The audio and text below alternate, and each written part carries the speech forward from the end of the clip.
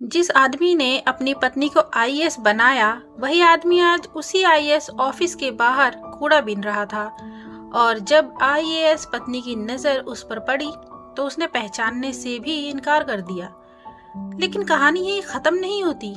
धोखे, एहसान फरामोशी, नफरत और फिर प्यार से भरी ये कहानी आपको रुला देगी, मगर अंत आपकी सोच से परे है।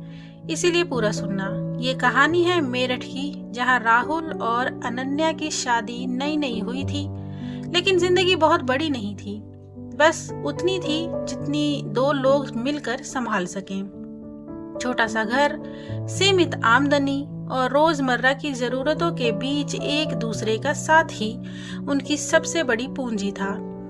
राहुल सुबह काम पर निकलता और अनन्या घर की खिड़की से उसे जाते हुए देखती, जैसे किसी भरोसे को दूर तक जाते हुए देख रही हो। राहुल साधारण था, इतना साधारण कि उसने कभी खुद को खास समझा ही नहीं। न ज्यादा पढ़ा लिखा, न ऊंची बातें करने वाला, लेकिन उसकी सोच साफ थी और इरादे सीधे। वह मानता था कि अगर घर में शांति है तो जिंदगी अपने आप चल जाती है। अनन्या उससे बिल्कुल अलग थी। उसकी आंखों में हमेशा आगे निकल जाने की बेचैनी रहती थी, जैसे वह भीड़ में खड़े रहने के लिए बनी ही ना हो। उसे कुछ साबित करना था, खुद को, समाज को और शायद अपने अतीत को भी। वह देर रात तक किताबों में डूबी रहती, नोट्स बनाती, पुराने सवाल हल करती और कई बार बिना बोले घंटों सोचती रहती। राहुल उसे देखता रहता, कुछ कहता नहीं, क्योंकि उसे लगता था कि सपनों को शब्दों से नहीं, मेहनत से ताकत मिलती है। एक रात जब राहुल काम से थक कर लौटा और अनन्या अब भी किताबों के बीच बैठी थी, उसने अचानक सिर उठाकर कहा कि वह आईएएस बनना चाहती है। उस वाक्य में ना कोई हिचक थी, ना कोई संदेह, बस एक साफ फैसला था। राहुल ने कोई सवाल नहीं किया, ना ये पूछा कि कैसे होगा या कितना खर्च आएगा। उसने बस हल्की सी मुस्कान के साथ सिर हिलाया, जैसे ये मान लिया हो कि अब उसकी जिंदगी की दिशा तय हो चुकी है। आईएएस की तैयारी शुरू हुई तो खर्चे भी बढ़ने लगे।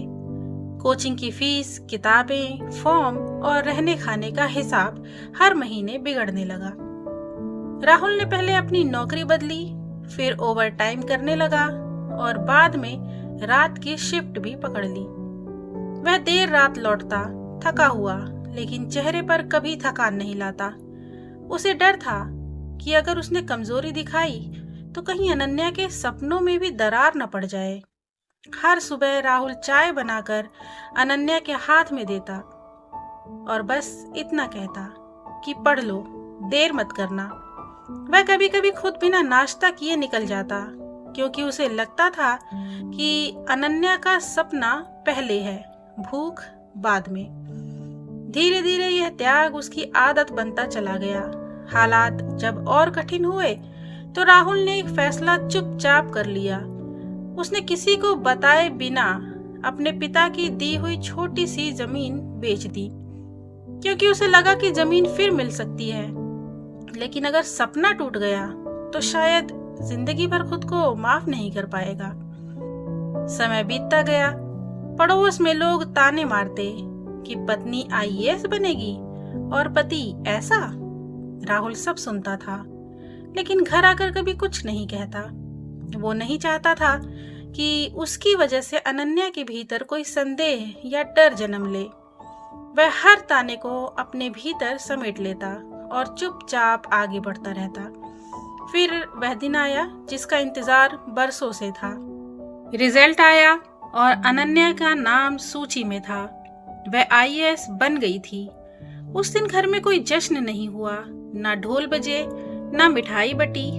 अनन्या रोई थी, शायद खुशी से, शायद राहत से। राहुल ने उसे गले लगाया और बहुत देर तक कुछ नहीं कहा, जैसे शब्द उस पल छोटे पड़ गए हों। आईएएस बनने के बाद सब कुछ बहुत तेजी से बदलने लगा। ट्रेनिंग, नई पोस्टिंग और सरकारी औपचारिकताएं शुरू हो गईं। अनन्या अब पहले जैसी नहीं रही थी।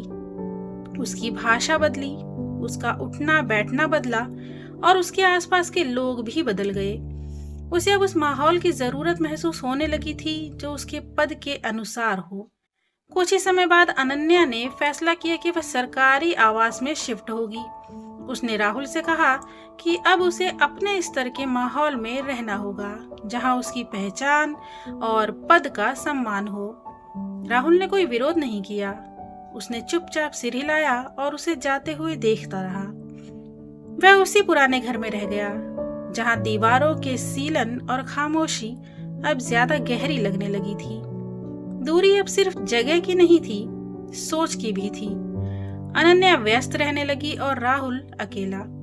फोन पर बातें कम होती गईं और मुलाकातें सिर्फ नाम की। राहुल समझ रहा था कि कुछ बदल रहा है, लेकिन वह उस बदलाव को रोकना नहीं चाहता था।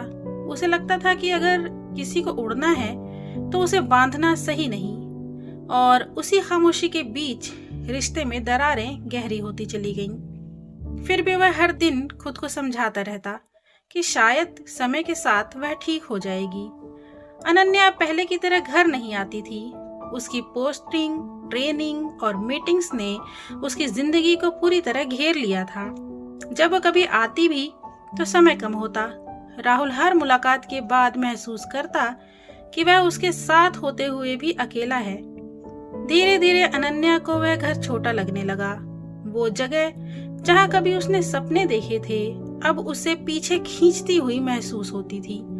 उसे लगता था कि वह यहाँ रहकर अपनी नई पहचान को छोटा कर रही है, और यही सोच उसके भीतर एक अजीब सा असंतोष भरने लगी। राहुल ये बदलाव शब्दों में नहीं पकड़ पाता था, लेकिन आंखों से पढ़ लेता था। वह देखता था कि अनन्या अब उससे कम बात करती है, कम मुस्कुराती है और ज्यादा जल्दी में रहती है। वह कुछ पूछना चाहता था, लेकिन हर बार चुप रह जाता था। एक शाम जब अनन्या घर आई और जल्दी में बैग समेट रही थी, राहुल ने पहली बार बहुत हल्की आवाज में पूछा कि क्या सब ठीक है।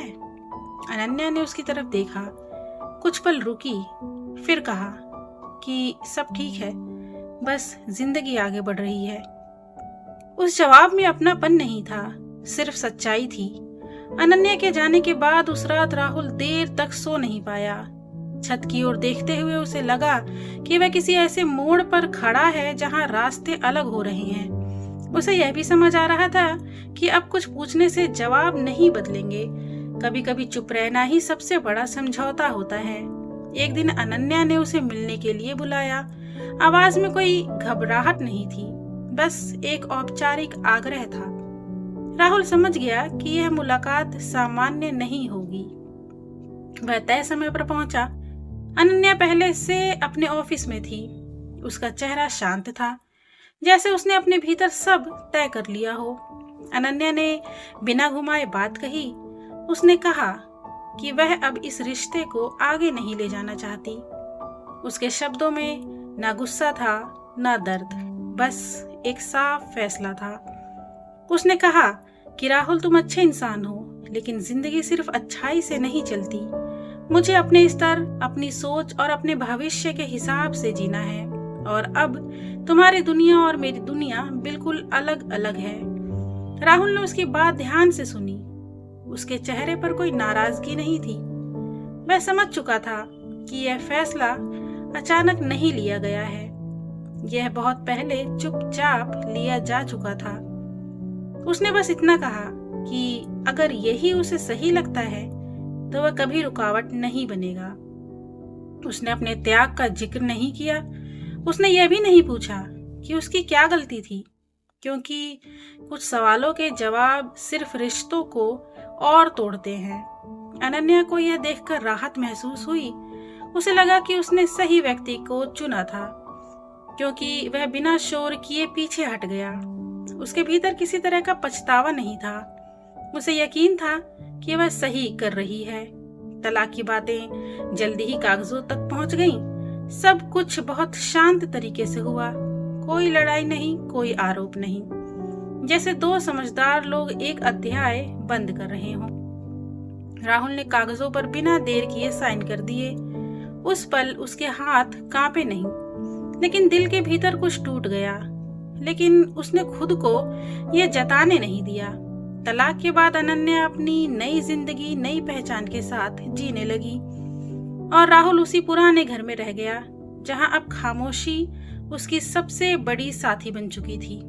वह समझ रहा था कि अब जिंदगी आसान नहीं होगी। इतना प्यार करने के बाद जब वही शख्स छोड़कर चला जाए तो इंसान या तो टूट जाता है या फिर खुद को बना लेता है। अब राहुल के साथ क्या होगा ये जानना दिलचस्प होगा। यहाँ से कहानी अब एक नया मोड़ लेती है, इसीलिए अंत तक देखना जरूरी है। असल में राहुल यह भी जानता था कि उसने किसी की उड़ान नहीं रोकी और शायद यही उसका सबसे बड़ा सुकून था। राहुल पहले की तरह ही रोज सुबह उठता, कपड़े ठीक करता और खुद से कहता कि जिंदगी अभी खत्म नहीं हुई है।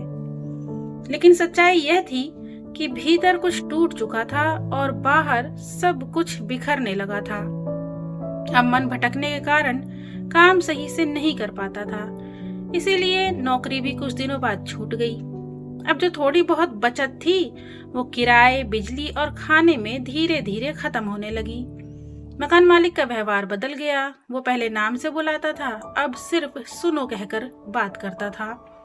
एक शाम साफ कह दिया गया कि अगला महीना नहीं निकाल पाएगा। राहुल ने कोई बहस नहीं की। उसने चुपचाप सिर हिलाया, जैसे यह बात वह पहले से जानता हो। उस रात वो देर तक बैठा रहा और फिर अगली सुबह घर छोड़ दिया। अब उसके पास न छत थी न ठिकाना। कुछ दिन इधर उधर रुका, लेकिन हर जगह उसे एहसास होता रहा कि वह बोझ बनता जा रहा है और बोझ बनकर जीना राहुल की फितरत में नहीं था। उसने दिहाड़ी मजदूरी शुरू की। सुबह चौक पर खड़ा होता, कोई ले गया तो ठीक, नहीं तो पूरा दिन यूं ही बीत जाता। कभी ईंट ढोता, कभी रेत। शरीर जवाब देने लगा, लेकिन पेट सवाल नहीं पूछता था। एक दिन ठेकेदार ने उसे अलग बुलाया। बोला, भाई अब तुमसे यह काम नहीं होगा। उस दिन राहुल देर तक सड़क किनारे बैठा रहा। धूप तेज थी, पसीना बह रहा था और दिमाग में एक ही सवाल था, अब क्या? उसके पास कोई जवाब नहीं था। शाम तक भूख इतनी बढ़ गई कि पेट में ऐंठन होने लगी। उसने पास की दुकान से पानी मांगा और वहीं बैठकर पी लिया। उसी वक्त उसने देखा कि कुछ लोग बड़ी बड़ी बोरियां उठाए सड़क के किनारे किनारे चल रहे थे। कूड़ा बीन रहे थे, कोई प्लास्टिक उठा रहा था, कोई लोहे के टुकड़े। लोग उन्हें देख भी नहीं रहे थे। राहुल ने उन्हें ध्यान से देखा। उनके चेहरे गंदे थे, कपड़े फटे हुए थे, लेकिन उनके कदम रुक नहीं रहे थे। काम चल रहा था, रोजी चल रही थी। उस पल राहुल के भीतर कोई लंबा विचार नहीं आया, न समाज की इज्जत न भविष्य की चिंता। बस एक सीधी जरूरत थी, आज का खाना। उसने पास पड़ी एक बोरी उठाई, हाथ कांपे लेकिन वह झुका। पहली बार सड़क पर, पहली बार सबके सामने पहला कचरा उठाते वक्त उसकी सांस तेज चल रही थी। दिल जोर जोर से धड़कने लगा, लेकिन जब किसी ने कुछ नहीं कहा, कोई नहीं रुका, तो उसे समझ आया यहाँ किसी को फर्क नहीं पड़ता। पहला दिन बहुत भारी था। पीठ दर्द करने लगी, हाथों में जलन होने लगी। कई बार लगा कि यह उससे नहीं होगा, लेकिन शाम को जब उसने बोरी बेची और थोड़े से पैसे हाथ में आए तो आंखें भर आईं। उस रात उसने पहली बार बिना उधार के खाना खाया। रोटी सूखी थी, सब्जी साधारण, लेकिन पेट भरा था और उस भरे पेट ने उसे अगली सुबह उठने की ताकत दी। अगले दिन वह फिर निकला, इस बार थोड़ा पहले, जब शहर आधा सोया था। धीरे धीरे उसे समझ आने लगा कि किस इलाके में क्या मिलता है। एक सुबह जब वह झुका हुआ कचरा उठा रहा था, एक सफेद गाड़ी आकर रुकी। सुरक्षाकर्मी उतरे, लोग हटने लगे। राहुल ने ऊपर देखा और सामने वह थी, IAS अधिकारी अनन्या। साफ कपड़े, सीधी चाल, चेहरे पर वही ठंडा आत्मविश्वास। अनन्या की नजर भी उस पर पड़ी, बस एक पल। उस पल में न कोई दर्द था, न कोई झटका। उसके चेहरे पर सिर्फ एक सोच थी, मैंने सही फैसला लिया। वो बिना रुके आगे बढ़ गई और राहुल फिर झुक गया। उसके भीतर कुछ टूटा नहीं, क्योंकि वह अब उम्मीद नहीं रखता था। दिनों तक यही चलता रहा। राहुल रोज कूड़ा बीनता, अनन्या कभी कभी दूर से दिख जाती और हर बार उसका चेहरा और कठोर लगता। एक शाम राहुल बैठकर कूड़ा छांट रहा था, तभी उसने सोचा, अगर सबका कूड़ा एक जगह इकट्ठा हो और सही दाम पर बेचा जाए तो मेहनत की कीमत बढ़ सकती है। यह कोई सपना नहीं था, बस एक जरूरत से निकला विचार, और पहली बार उसे लगा कि शायद जिंदगी यहीं से कुछ और बन सकती है। उसने आंखें बंद की और बहुत दिनों बाद उसे नींद आई। अगली सुबह वो पहले से ज्यादा जल्दी उठा, बोरी कंधे पर डाली, लेकिन आज उसके कदमों में एक अलग ठहराव था। वह सिर्फ कूड़ा नहीं उठा रहा था, वह लोगों को देख रहा था। कौन कितना लाता है, कौन कहाँ बेचता है और कौन सबसे ज्यादा ठगा जाता है। उसे समझ में आने लगा कि इस काम में मेहनत बराबर है, लेकिन दाम बराबर नहीं। जो ज्यादा तेज बोलता है वही ज्यादा कमा लेता है, और जो चुप रहता है वह रोज वही मेहनत करके भी आधा पैसा पाता है। राहुल ने पहली बार एक बुजुर्ग कूड़ा बीनने वाले से पूछा, अगर मैं तुम्हारा सारा माल एक साथ ले लूं तो तुम मुझे बेचोगे? बुजुर्ग ने हैरानी से देखा, फिर हंस दिया। उसे लगा यह आदमी भी भूखा ही है। राहुल ने अगले दिन सच में उसका सारा कूड़ा खरीद लिया, थोड़ा सस्ता लेकिन पक्का। बुजुर्ग को उस दिन पहली बार तय पैसा मिला। उसकी आंखों में अविश्वास था और राहुल के भीतर एक नई जिम्मेदारी। धीरे धीरे बात फैलने लगी। पहले 2 लोग आए, फिर 4। राहुल किसी को मजबूर नहीं करता था, बस कहता था, जो चाहो बेचो, नहीं तो अपनी जगह बेचो। लोगों को यह तरीका समझ में आने लगा। अब समस्या दूसरी थी, इतना कूड़ा रखा कहाँ जाए। राहुल ने शहर के किनारे एक टूटी फूटी जगह देखी, पुराना गोदाम, आधी छत गिरी हुई, दीवारों पर झाड़ियां। मालिक को कोई मतलब नहीं था, बस महीने का थोड़ा सा पैसा चाहिए था। राहुल ने बिना सौदेबाजी हाँ कर दी। पहली बार उसके पास जगह थी, छोटी, बदबूदार, लेकिन अपनी। वहीं बैठकर वह कूड़ा छांटता, गिनता और बड़े कबाड़ी से बात करना। शुरुआत में दाम वही मिले, लेकिन मात्रा बढ़ने लगी। बड़े कबाड़ी वाले ने खुद पूछा, इतना माल कहाँ से ला रहा है? राहुल ने सच बताया। बड़े कबाड़ी वाले ने दाम थोड़ा बढ़ा दिया और वहीं से खेल बदलने लगा। अब राहुल सिर्फ कूड़ा बीनने वाला नहीं था, वो जोड़ने वाला बन गया था।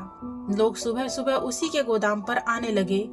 कोई प्लास्टिक लाता, कोई लोहे के टुकड़े, कोई पुरानी बोतलें। राहुल सब तौलता, सबका हिसाब रखता। कोई धोखा नहीं, कोई काट छांट नहीं। शाम तक सबको पैसा मिल जाता।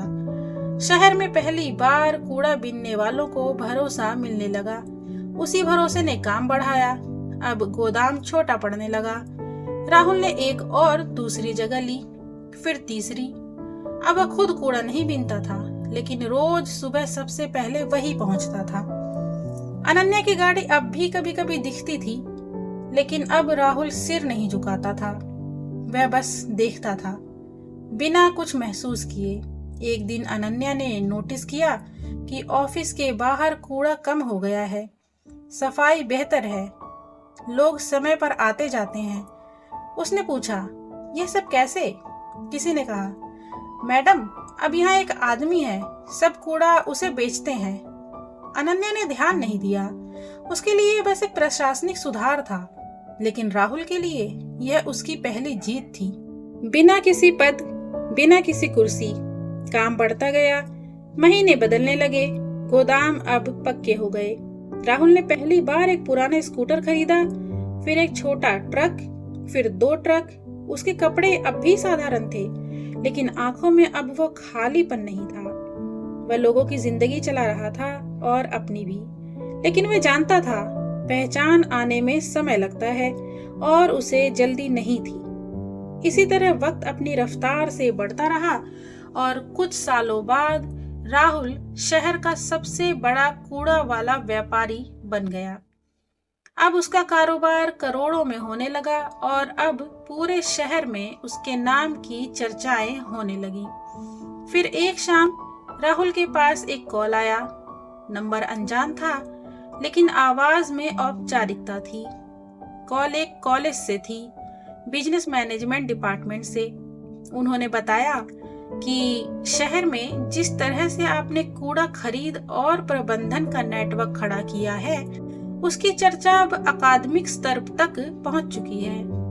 हम चाहते हैं कि आप छात्रों से सीधे बात करें, उन्हें बताएं कि जमीन से शुरू हुआ काम कैसे एक व्यवस्था बन सकता है।